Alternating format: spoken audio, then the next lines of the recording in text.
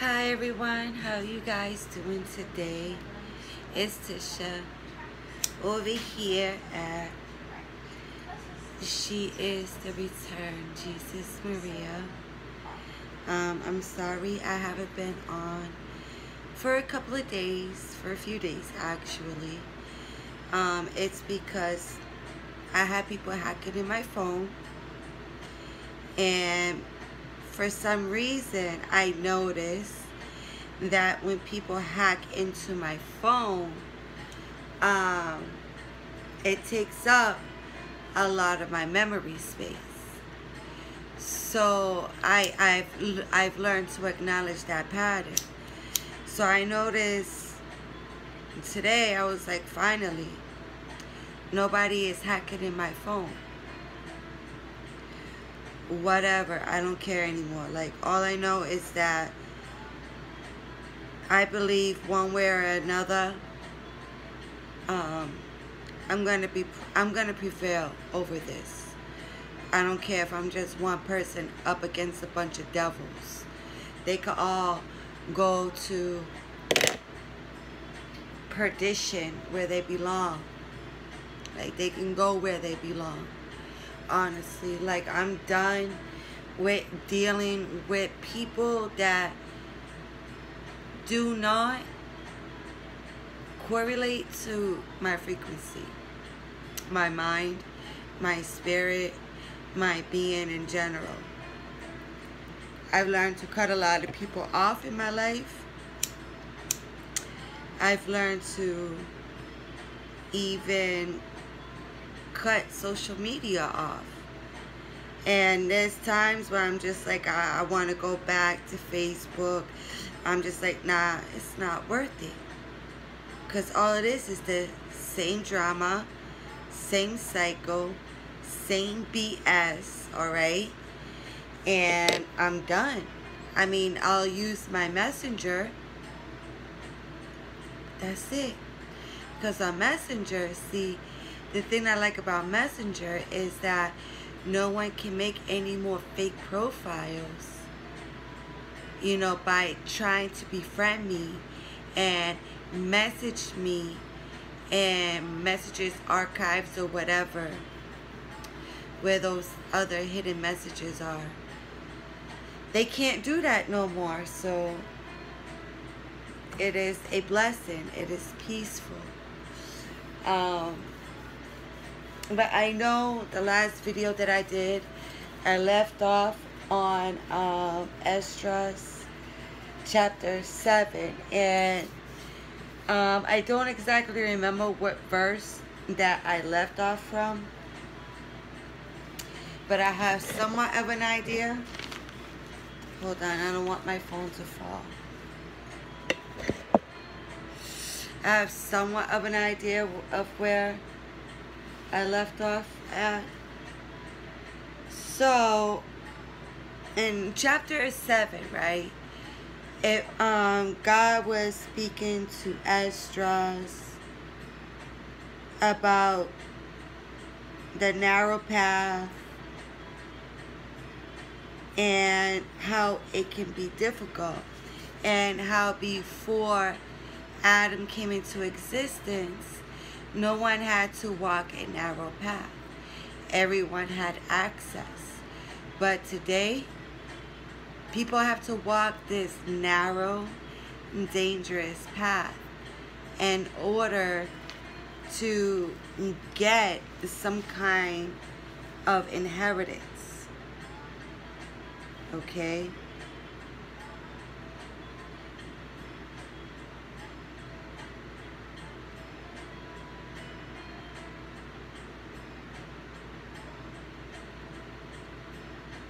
Alright, well, I'm going to read it starting at verse 7, okay?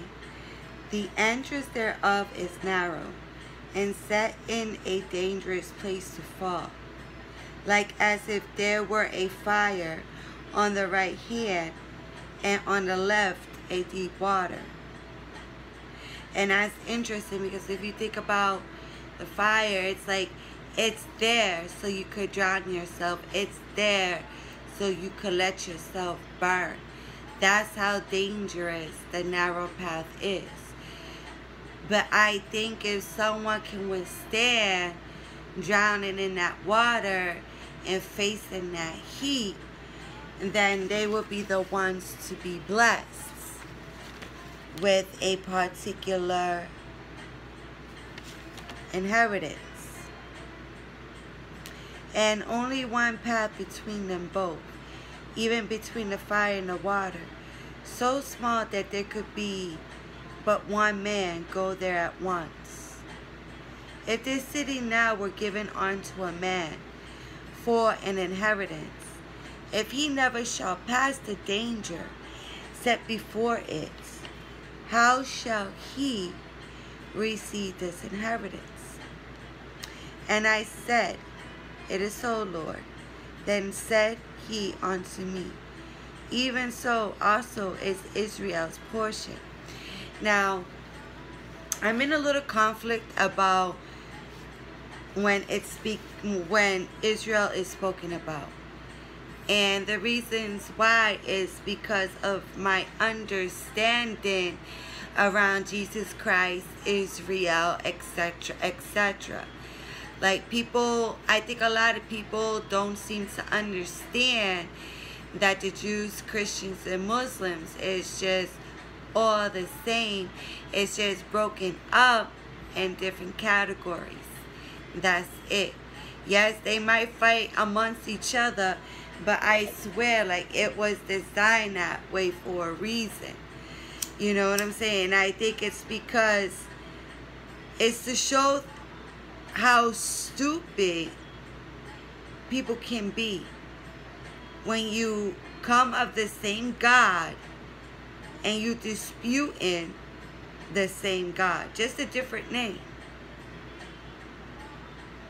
Okay?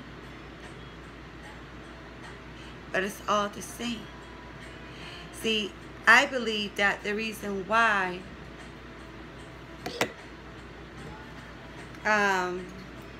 there's so many different names of God, it's to keep man confused so they don't see the truth. I acknowledge that.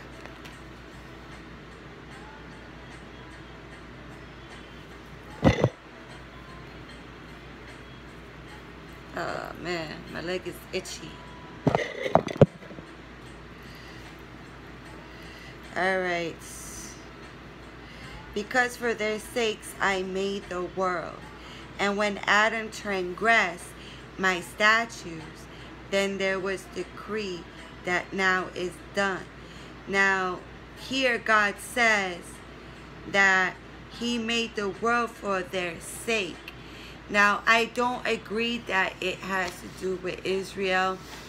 And for anyone who believes differently, I respect your views. I just ask for mine to be respected and for my view to be seen. Okay, because of the fact that I acknowledge, because I do my homework, okay, that Jesus is not of the tribe of Judah. Alright, and there are two Jesuses. And since I got my whiteboard, I'm going to start using my whiteboard to break things down visually, like a graphic or a diagram or whatever. But Jesus, I believe, comes from the tribe of Daniel. Okay, because of the way that Daniel lived. Now, when it comes to Daniel, I don't believe that that's that individual's real name. I honestly think that it was given as Daniel because it has to do with the tribe of Dan. Not necessarily that's that person's name. No, that's not that person's name. Daniel represented the tribe of Dan, period. And that's how I see it. So when it comes to God saying, I created the world for their sake, I think about the first creation, not the second creation. Okay? Because I honestly believe that Uriel, the Most High, the true God, in which I had seen, that I had that encounter with, did not create Adam. He created the first of us, which we were female and hermaphrodites. Okay? So I really wish that, people could just have an open mind and hear what I have to say. So when it comes to God saying, I made the world for their sakes, I honestly I do not connect it to the Israelites, even though it states it word for word that Israelites. And the only reason why is because I have knowledge, understanding, as well as wisdom to the corruption behind the Bible after Jesus was actually murdered. And I really wish that people would put into consideration and put into account that if these same people who give us our material to learn from are the same ones who killed Jesus, why would they tell you the truth? Why would they tell you the truth to begin with? You got to think. You got to think. So I honestly believe that in this part, when it says, because of their sakes, I made the world. Okay? I think about the Danaanites. Because it's the Danaanites, alright, that have been oppressed. It's the Danaanites that have been cut off from the foundation of creation. Okay? Not Judah. Remember, Christ was cut off from the foundation of creation. No other tribe has been cut off except for the Danaanites. So I honestly know, because of that, that the Danaanites are the ones of the first creation.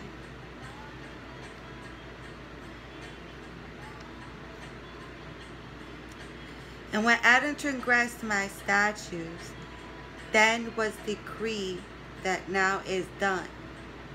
Then were the entrances of this world made narrow, full of sorrow. See, when I read this, like the way that it's spoken, it's like the way that I remember how God spoke to me when I had my experience and saw God. Like, it's just the same tone, the same vibe from my experiences that I get when I read this. Like, this is exactly how God would speak. They will speak exactly in this manner. They were entrances of this world made narrow, full of sorrow and travail. They are but few and evil, full of perils and very painful. For the entrances of the elder worlds were wide and sure, and brought immortal fruits. And immortal fruits, it has to do with life. So it's like, when it comes to death and old age, it's really an illusion. It's a sin. Alright? We're not supposed to die. We're not supposed to get old or be unhealthy, etc., etc. No. Like, there's knowledge and information out there how someone can obtain immortality. And no, it has nothing to do with vampirism. Not at least that I've came to the acknowledgement of. Not even.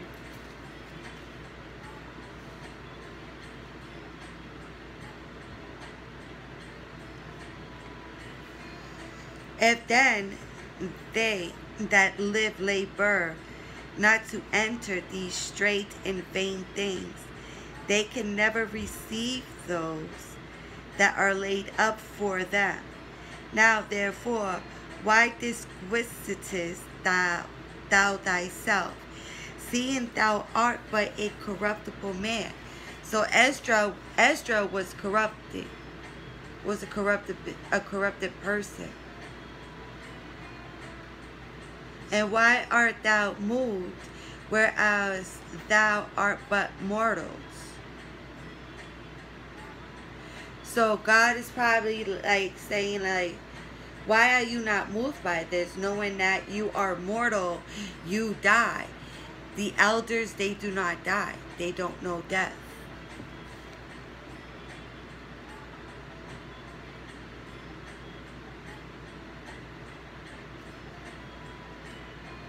Why hast thou not considered in thy mind this thing that is to come, rather than which is present? Then answered I and said, O Lord, that bearest fruit, thou hast ordained in thy law that the righteous should inherit these things, but the ungodly should perish. And that's the war that's going on right now, because those that are unrighteous are fighting for stuff like this. They have spilled blood over inheritances like this because they acknowledge that they weren't chosen to have it. So now they're over there sweating blood, working night and day with blood, just to have things work in their favor. Honestly, like, that's sad that the extent that an evil person can go to. Like, just be grateful that you're not that type of person. That's as much as I can say. Just be grateful you're not that type of person.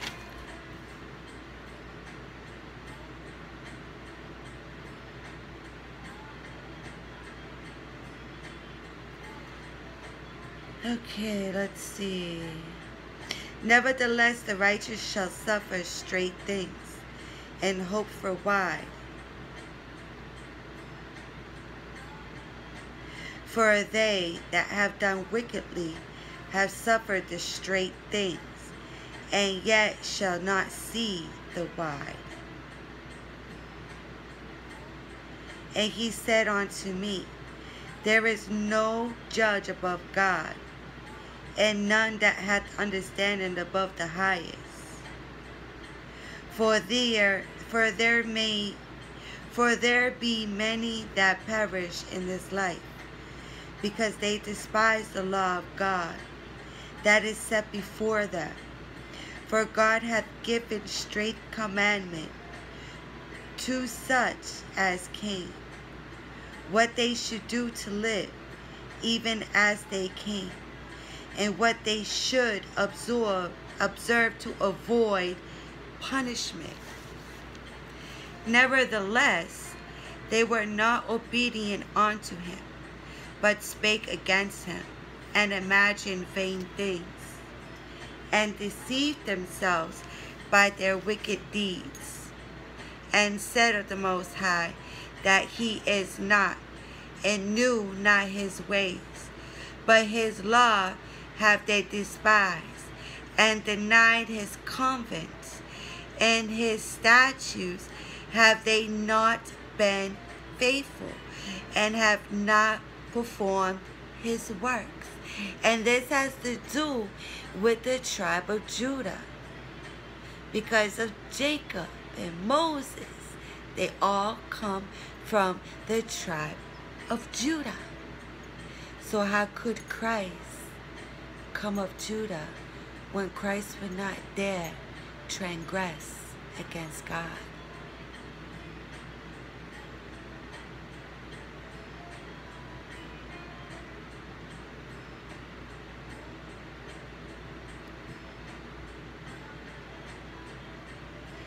And therefore, Esdras, for the empty are empty things, and for the full are full things.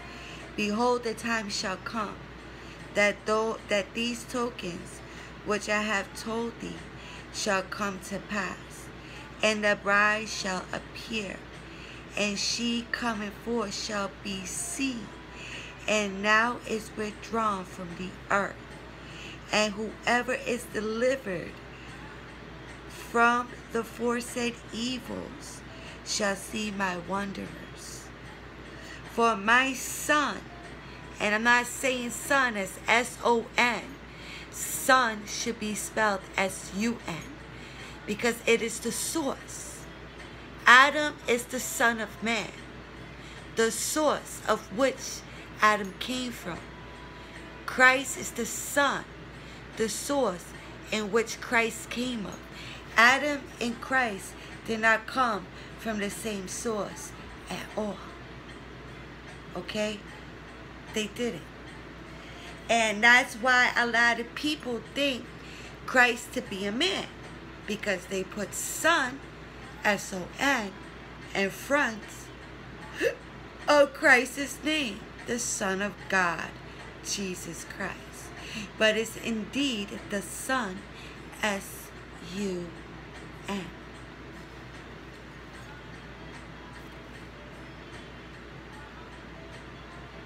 For my son Jesus shall be revealed with those that be with him, and they that remain shall rejoice within 400 years. After these years shall my son Christ die, and all men that have life.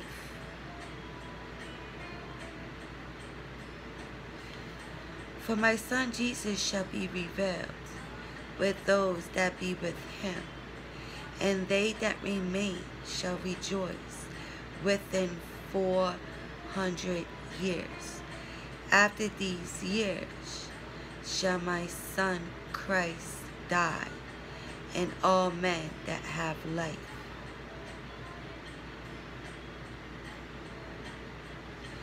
Interesting. And all men that have life. And the world shall be turned into the old silence 7 days, like as in the former judgment, so that no man shall remain. And after 7 days, the world that yet awaketh not shall be raised up, and shall die that is corrupt.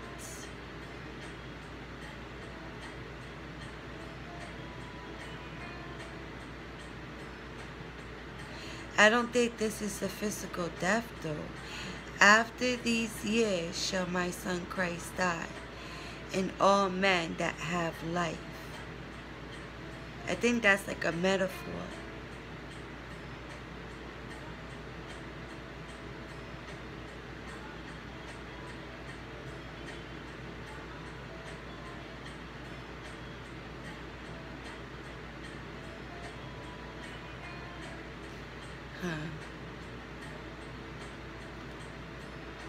And the earth shall restore those that are asleep in her, and so shall the dust those that dwell in silence, and the secret places shall deliver those souls that were committed unto them. And the Most High shall appear upon the seat of judgment, and misery shall pass away, and the long suffering shall have an end.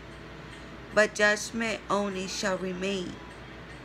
Truth shall stand, and faith shall wax strong, and the work shall follow.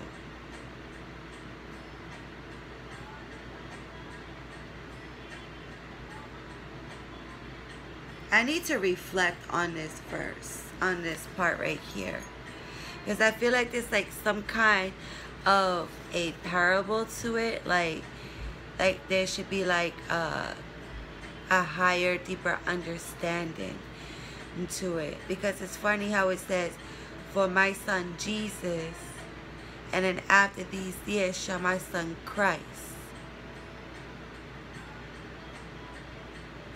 Because honestly, because you have Jesus Maria, you have Jesus Christ, and I just find it weird that Jesus and Christ are both separated. So I don't think Jesus and this Christ are both the same. I think these are two different people. For my son Jesus shall be revealed with those that be with him, and they that remain shall rejoice with him 400 years. After these years shall my son Christ die, and shall all men that have life. Because of the fact there's a lot of corruption in this day and age, and a lot of people who have life are the most corrupted. And that's like another topic to speak upon. Life, death. Are we like understanding it exactly for what it means? Or do we just take it from the understanding that we were taught to understand while we were in school? Okay? But that should be for like a separate, totally separate video, because I don't want to get people confused, because that can get a little confusing. Okay. And the earth shall restore those that are asleep in her, and so shall the dust, those that dwell in silence, and the secret places shall deliver those souls that were committed unto them. And the Most High shall appear upon the seat of judgment, and misery shall pass away, and the long suffering shall have an end. But judgment only shall remain, truth shall stand, and faith shall wax strong. And the work shall follow, and the reward shall be shrewd, and the good deeds shall be of force, and wicked deeds shall bear no rule. Then said I, Abraham prayed first for the Sodomites, and Moses for the fathers that sinned in the wilderness, and Jesus after him for Israel in the time of Achan. It's spelled A-C-H-A-N. And Samuel and David for the destruction, and Solomon for them that should come to the sanctuary, and Elias for those that receive rain, and for the dead that he might live. And that's what I mean. Like, this is more of a parable, and I can see it. A lot of people will not be able to understand this because of the word terminology. Like, a lot of people think that life is when we're living right now, and dead is when we died. We're not here anymore. Okay? But there are different meanings behind life and death. Okay? So when God says,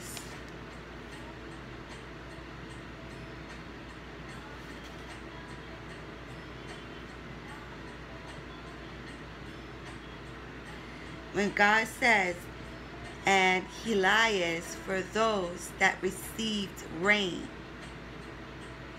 and for the dead that he might live. Okay? Listen to that. And for the dead that he might live. Now, I want to bring it back to where it states here that after the 400 years, after these years, shall my son Christ die, and all men that have life. Now, I don't want to confuse people. This is going to be confusing. See, I have to wait. I have to save this for an entirely different video, a different topic because I don't want to overfeed. But I can tell you, there is a parable within this verse. People who, pick up their Bibles and read it, they just read it for face value instead of trying to find the deeper meaning of it. But if you don't have a certain knowledge, especially when it comes to life and death and the system itself, you're not going to get it. And that's what makes it complicated for me to want to break it down right now, because I really don't want to confuse anyone.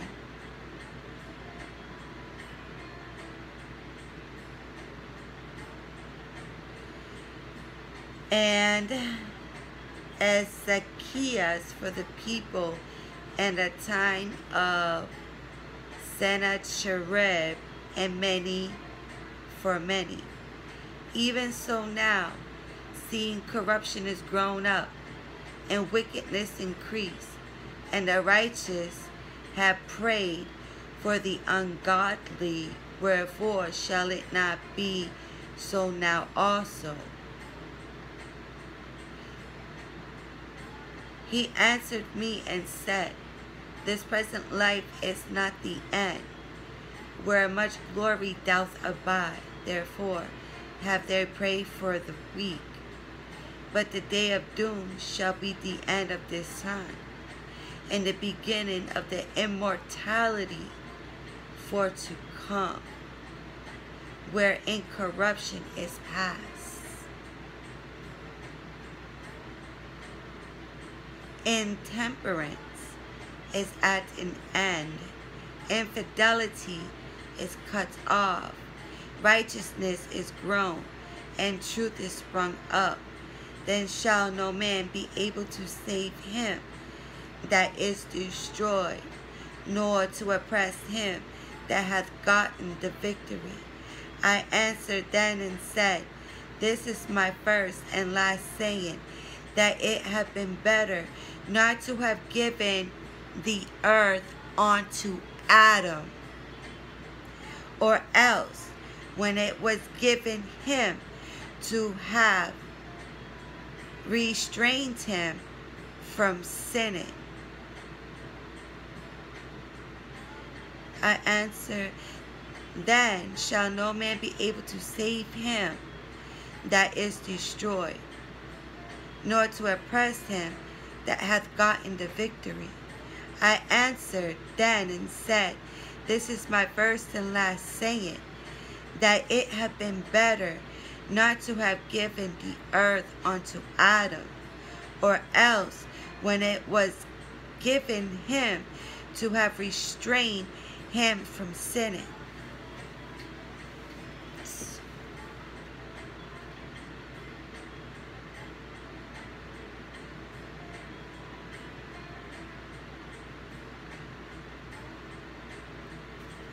For what profit is it for men now, in this present time, to live in heaviness, and after dark to look for punishment?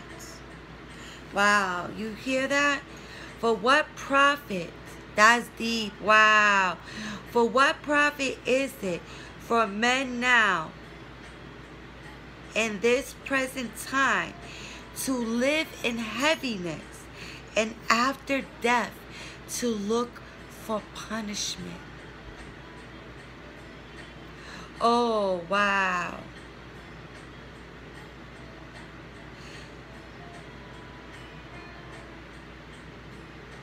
And after death to look for punishment. So those who live in heaviness, for what profit is it for men now in this present time to live in heaviness, and after death to look for punishment?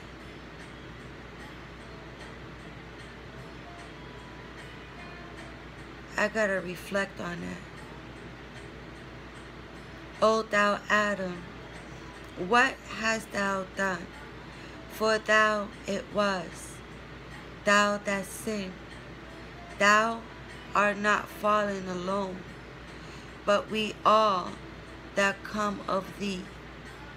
For what profit is it unto us, if there be promised us an immortal time, whereas we have done the works that bring death, and that there is promised us an everlasting hope, whereas ourselves being most wicked are made vain, and that there are laid up for us dwelling of health and safety, whereas we have lived wickedly, and that the glory of the Most High is kept to defend them which have led a wary life, whereas we have walked in the most wicked ways of all, and that there should be shrewd a paradise, whose fruit endureth forever, wherein is security and medicines, since we shall not enter into it. For we have walked in unpleasant places, and that the faces of them which have used abstinence shall shine above the stars, whereas our faces shall be blacker than darkness.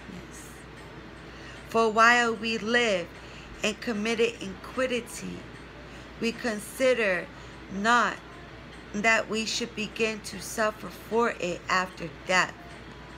Then answered he me and said, this is the condition of the battle which man that is born upon the earth shall fight.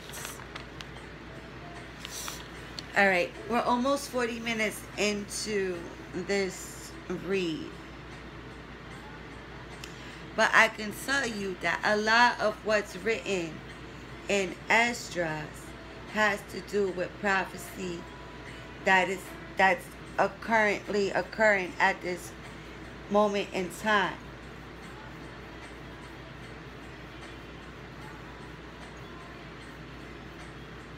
But when it comes to Adam, I still question if God created Adam or if it was the great aliens that created Adam. Because there is a difference between the Sumerian gods that come from Sirius and the great aliens, Nephilim, that come from, I can never say that planet correctly, so I'm not even going to go there and embarrass myself. I'm already embarrassed as it is because I can't pronounce it. So that's all good. So that's why it's kind of complicated, because, and you'll see as I get further along, as you can see, I pointed out how, you know, God does not want Adam to have that power, because God knows the sin that Adam will commit.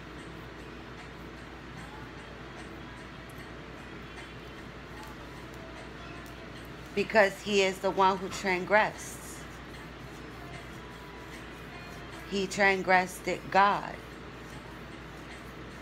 He's the one who wants to sit there. Alright?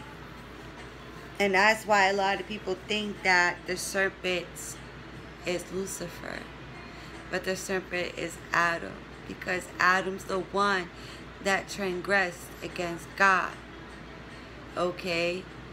And this can be a little bit confusing too, because there is a difference between God and Satan. And the Bible is kind of written in a way where God could be Satan and Satan could be God. It's kind of a little bit backwards in that area. I'm not a Satan worshiper or a devil worshiper, because I acknowledge that Satan will be Bel, and that will come of Ra. So So I do acknowledge that. A lot of people don't acknowledge it because they have not gone down the rabbit hole like I have. They haven't done the work that I've done. Alright, and when it comes to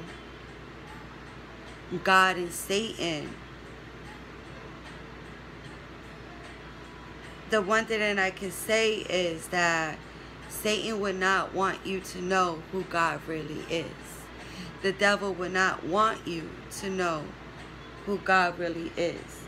And that's one reason why the Bible is written in such a complex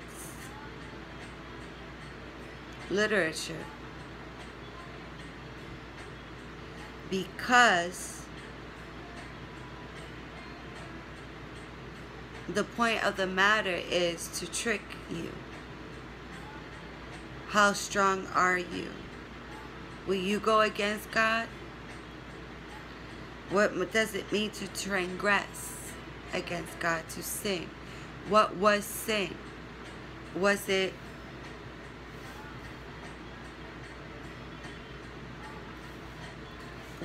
sacrificing, blood sacrificing? It could have been. Okay? Or was it sex? Who knows?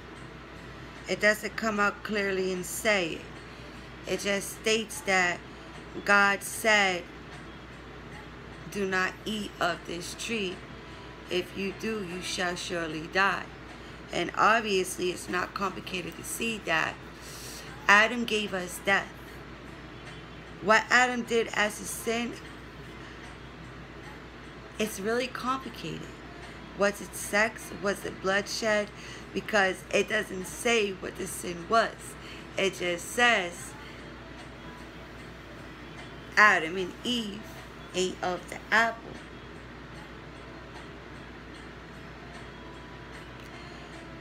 It could be sex. It could be both sex and bloodshed.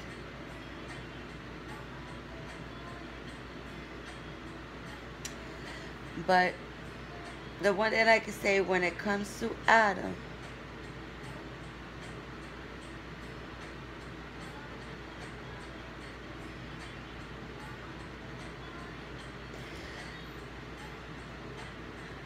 Adam is not how a lot of other institutions make Adam out to be, okay?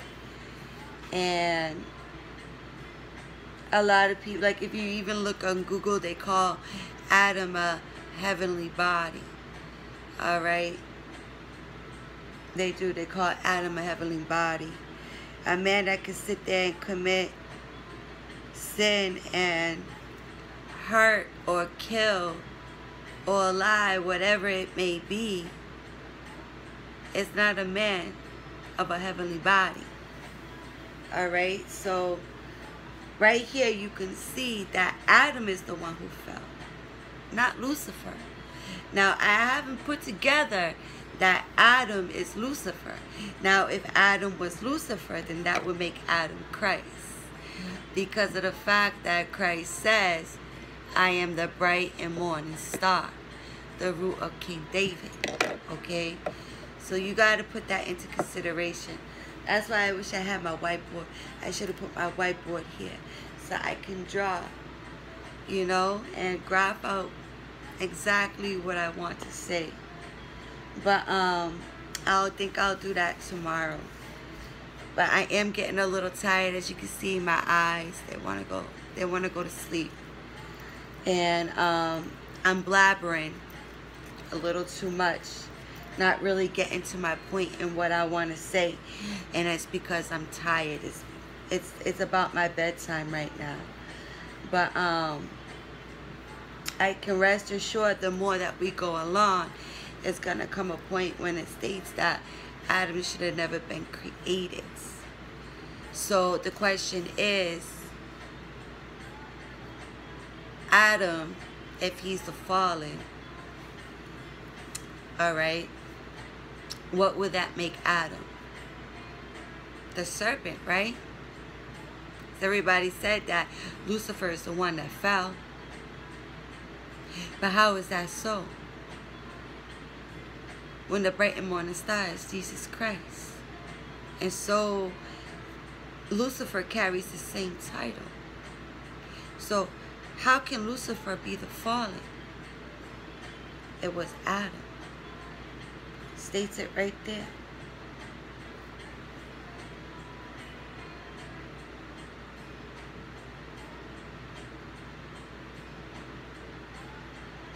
O thou Adam, what hast thou done? For though it was thou that sinned, thou art not fallen alone. Thou art not fallen alone. So it was Adam that fell. Where does it say Lucifer or Jesus Christ? Was Christ Adam? See, these are the questions that people should be asking. Was Christ Adam? If that's the case, then if Christ was Adam, then Christ would have defiled their body, so that wouldn't make sense. Adam cannot be Christ. Adam cannot be Lucifer. So explain to me, when did Lucifer fall? It states that Adam fell, not Lucifer. When did Lucifer transgress against God? It doesn't say Lucifer. It says Adam. So, with that being said, I'm going to end this and call it a night. And I hope y'all enjoyed this video. Excuse me. And join me tomorrow for another one. Take care.